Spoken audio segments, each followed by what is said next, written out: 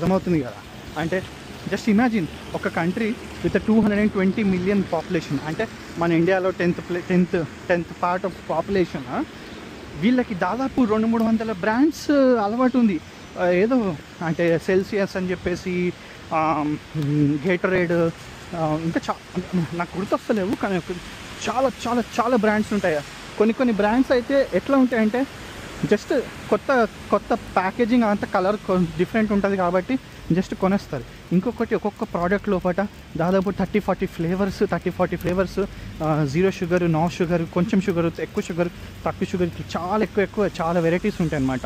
So ఈ population అనేది కొంచెం డివైడ్ అయిపోతుంది కాబట్టి ప్రతి ఒక్కరికి బిజినెస్ జరుగుతుంది, కానీ అంతగానే జరగదు. కానీ వేరే కోకోకోలా ఇన్ ఇండియా, రైట్, ఎంత పెద్ద మార్కెట్ అంటే మన ఇండియన్స్ అప్పుడప్పుడు కొన్నా కూడా వాడికి వేరే కంట్రీస్ కంటే మన ఇండియాకి ఎక్కువ ప్రాఫిట్ వస్తుంది. సో అయినా కూడా ఈ టారిఫ్స్ అవి అని చెప్పేసి మన మీదనే ఈ హెడ్ మొత్తం ఉంది. సో మనకు కూడా ఈగో, మనకు కూడా స్వదేశీ కొంచెం అది ఉండాలి అని నా అభిప్రాయం. దీని మీద మీ ఒపీనియన్ ఏంటో మీరు చెప్పండి నాకు.